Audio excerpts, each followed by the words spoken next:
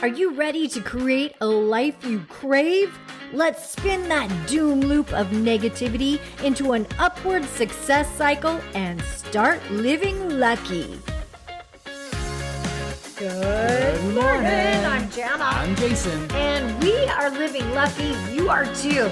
Because today we're talking about the trust. It's actually a show it's on like Netflix. It's like one of those reality game shows. Yes, and I hate to even admit that I watched this, but I did because it's a sociology experiment in real time.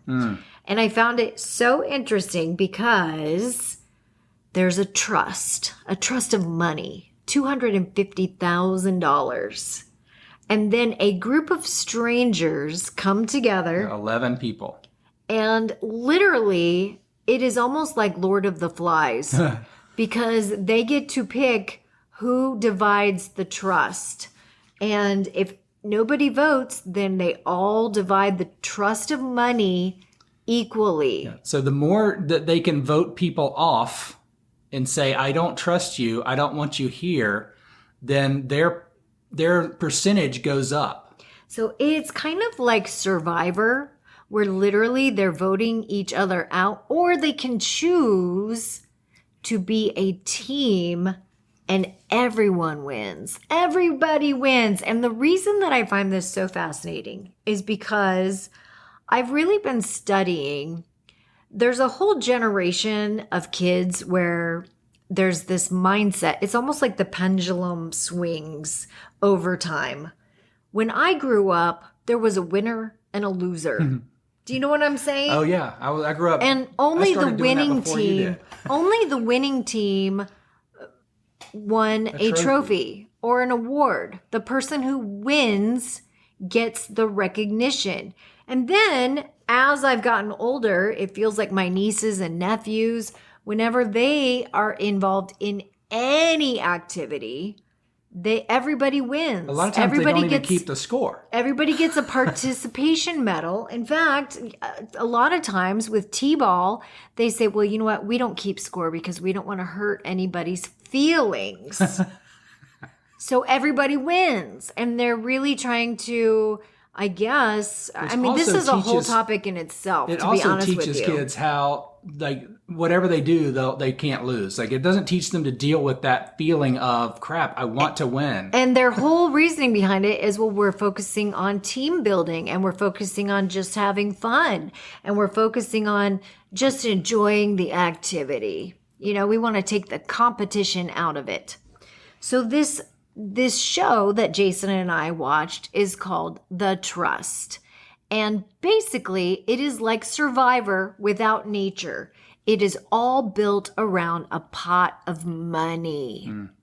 And it really shows how, everyone might say, well, yeah, let's have a team mindset. Everybody wins. Let's all split the money. However, when they get behind that voting booth where nobody can see what they actually put down, then greed starts to get the best of them. And they say, you know what? I want so-and-so out. And also, not only the greed, but to me, more impactful was all the insecurities and the fake beliefs that they come in with about this person has more than I do already. They don't deserve anything or as much as I get. I deserve more because I come from further back. You're right, Jason. You really saw people's beliefs in money, which we could do a whole series of podcasts on money beliefs. And many people will say, I don't have any. Oh my gosh. Yeah. I don't have any baggage around money. Well, or status or anything, whatever. I think everybody does. At some level and in some area. And what the thing is you don't see your blind spots. No one sees their own blind spots until someone else points them out. And or they get hit in the head by a 2x4. In fact, I did this class where they said, write down all your beliefs about money. So what's a belief you have about money? I believe that there's so much money out there and available that I just have to provide value to get it. Okay, so you have to provide value in order to get money. That's the belief people heard. can give it to me because I feel like I live my life in a value-added way. Now, I didn't always. I remember years ago where I was like, I have to work my ass off so I can prove that I'm worthy and I can go buy something that shows everybody that I'm worthy. So some of the beliefs in this class that I was taking, people were writing down money is Evil. evil. That's Money a is the very root of all evil. That's a very common one that you get. Or I don't deserve money, or money doesn't come to people like me. Yeah. Or you know what I'm saying? Yeah. Nobody in my family was rich. I'll never be rich. And this podcast is taking a little turn to the right, so we're not prepared for all of the money beliefs. But in this class, they had us write down all of our beliefs about money. And then they had us change the word money to brooms. That's cool. And when you money said is just the a thing. sentence, like, so Jason said, I have to work hard in order to Get brooms. Now, when you think about that, Sounds stupid. I could just go get a broom anywhere. right? I can even borrow brooms from the neighbors. There you go. You could borrow brooms. You could work smarter to get brooms. You could provide value to get brooms. Actually, I think that's what you said. Is I have to provide. I could trade something for a broom. Yes, and when you say brooms are the root of all evil. I'll never have enough brooms. Brooms only come to people.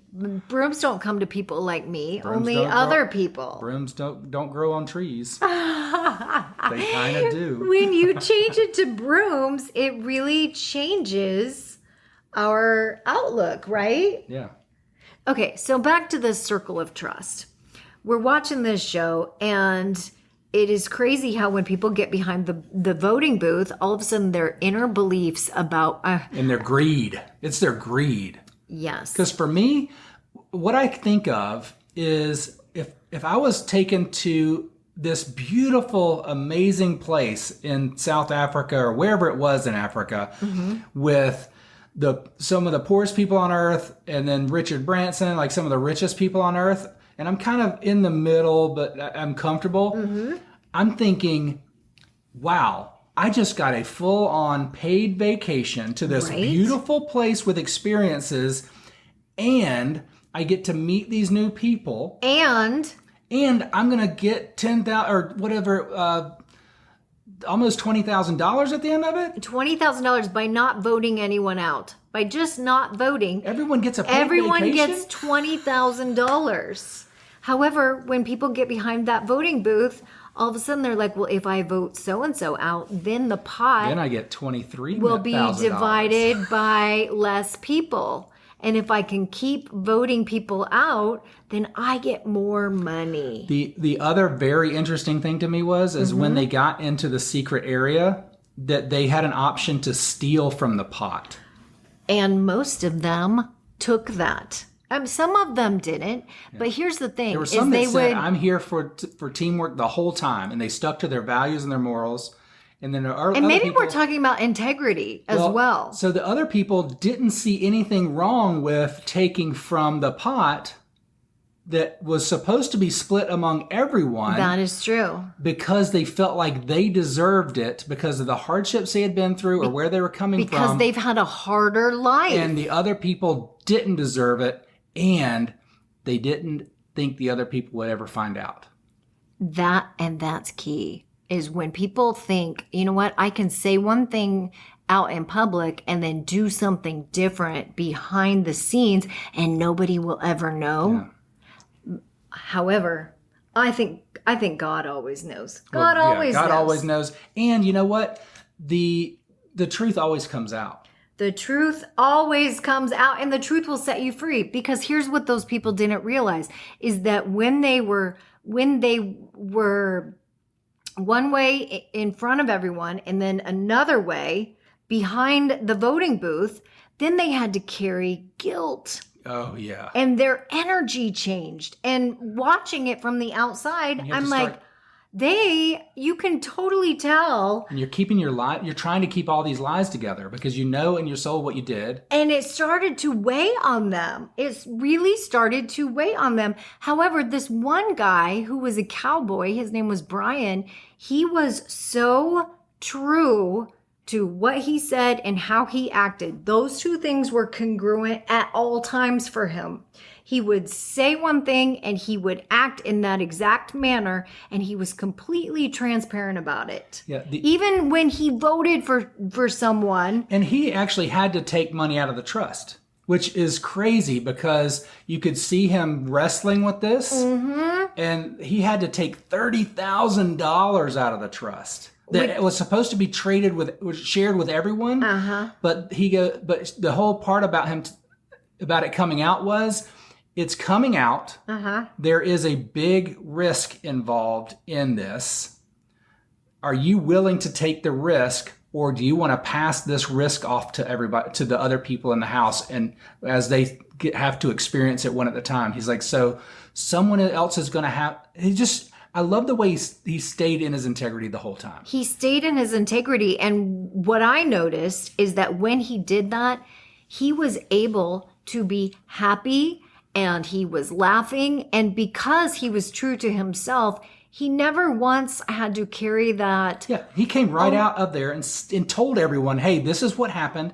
It came with a big risk. And I didn't feel like if it was going to come out anyway, I didn't feel like putting you through all the risk, all the you 5, 10 people, however many people were left, through that risk of you may have to do something else. So I just said, I will accept the risk and stay true. It's a really interesting social experiment because it felt to me like people who grew up being treated well and who had a mindset where they could spin positive and see the best in others, see the best in themselves, see the best in their circumstances, they tended to choose to see the best in others and to trust. They came down to trusting. They tended to choose collaboration over competition. And then it felt like some people who grew up victimized and felt like victims in their life and saw the worst in their circumstances, saw the worst in the people around them, saw the worst in themselves. No one will ever love me. They tended to see that in other people. It and really act accordingly. Is. Yes. I love watching these.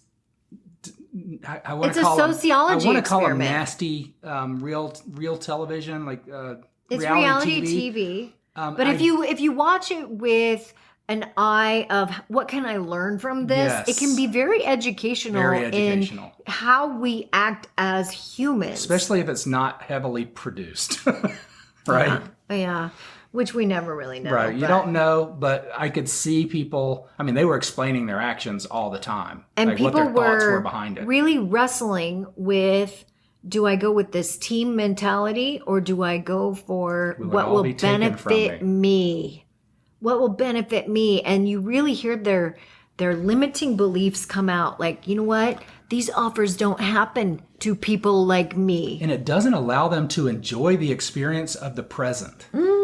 Which is crazy to just watch how all these different thoughts and greed will steal your present from you, your presence, like in the moment.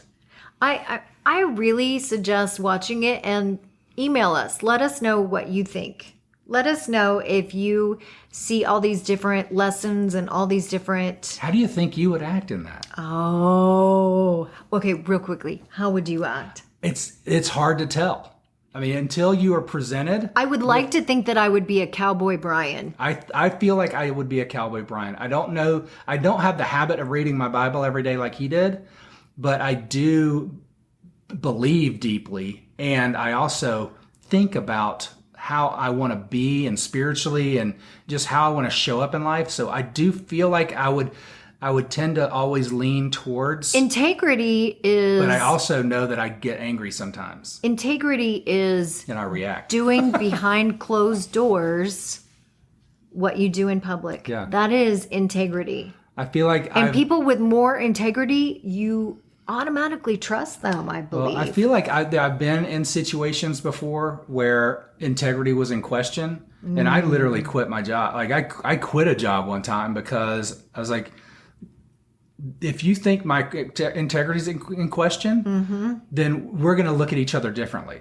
because I'm not that guy, and if I haven't shown you that already, then this is what it is. And they found out later that it was totally someone else that had done what happened, because I don't want to throw anybody on the bus or the company under the bus. I wasn't allowed to quit, which is kind of weird. But I was. You're not allowed to quit. That's what You're they too said. valuable of an They didn't employee. say that. They said you're not allowed to quit, and I believed them, right? Like, oh my God, okay. I translated that into you're too valuable to quit. Right. But what they were saying is you're not allowed. We don't want you to quit over this. But I was young, and I was like, I'm not allowed to quit. Okay. It was crazy. You just accepted it. I did. And The circle of trust. You're like, okay, if you say so. Just thinking back on it now, I'm like, that's crazy that someone said you're not allowed to quit. And I was you like, believed them. okay, I'll see you tomorrow. That's nuts.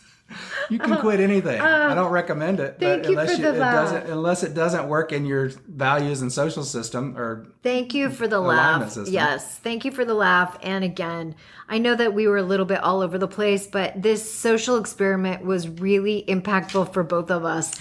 And we just saw so many different lessons, so many different idiosyncrasies of the human nature. And we also saw limiting beliefs come out, and it just was really, really educational. It's the human nature when you allow yourself to soak in and rest and become negative. Thanks for joining us. Keep living lucky. Amen. Bye-bye. If the idea of living lucky appeals to you, visit us at startlivinglucky.com.